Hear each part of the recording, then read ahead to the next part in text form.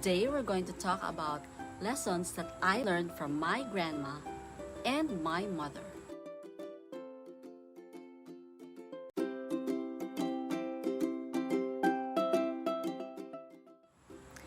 Hi there, this is Eden from the Road to Retirement channel.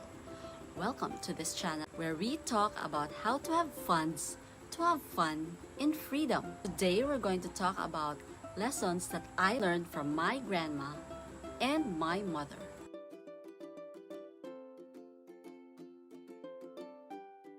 Ang mga paupahan ay isang magandang paraan para ma-backfill ang steady income from a salary na mawawala once mag-retire ka na. So from salary, magiging rent. My mom and grandma, pareho silang may healthy portfolio ng rental income that made a huge difference when they stopped getting the regular paycheck. In retirement, it would be wise to include real estate into the mix, like paupahan. Ngayon, if owning real estate directly is not an option for you, mahirap mag-keep ng tenants, hassle magpapaayos or upkeep ng property, hassle yung bookkeeping ng business, or wala kang time or talent sa mga real estate na yan, don't despair. Ngayon, may mga REITS or Real Estate Investment Trusts na dito sa Pilipinas. And it may be the best way for you to invest in real estate instead of owning an actual property.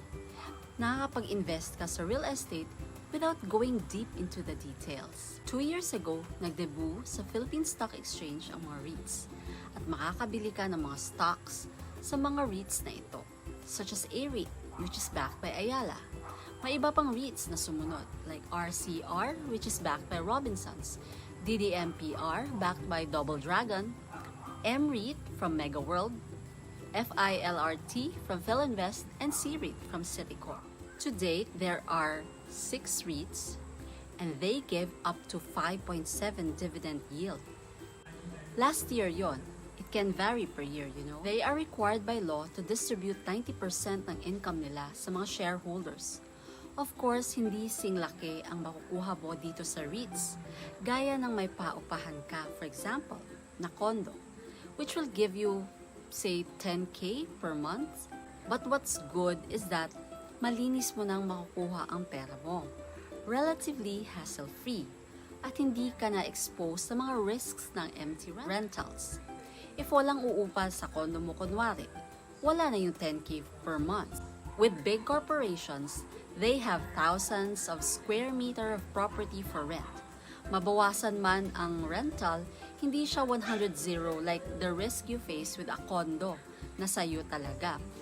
Kung wala kang renter, zero agad ang income mo dito. Pang natutunan ko sa kanila, di sila umasa sa asawa or anak. They are strong women and pretty much handle their retirement funds and expenses on their own. Hindi umasa sa asawa or anak. Di sila mga sophisticates at hindi nila alam ang stock market. For sure, hindi rin sila nag-bonds and mutual funds. Walang ganong access sa kanila to these financial instruments na napaka-readily available ngayon. But they manage to save and invest to take care of their retirement. Go Women Empowerment!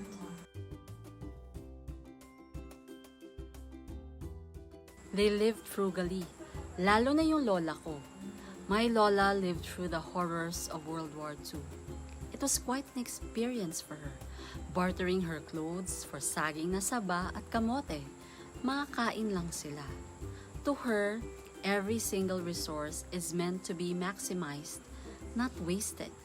That included money. I can see how easy it must have been for them to live from a frugal life of a public school teacher and then to a retiree during the last decades of the 20th century until noong early parts ng 21st century. Having multiple slippers was so alien to them, and throwing out food.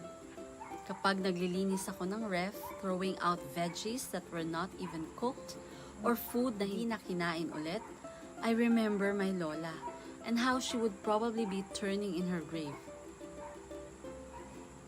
Yung nanay ko, mas relaxed na siya sa money ngayon.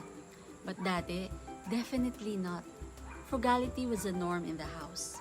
Simple things. Ino-off ang ilaw pag walang tao, ino-off ang electric fan at TV pag walang gumagamit. It adds up, yung habit mo to choose to be frugal most of the time.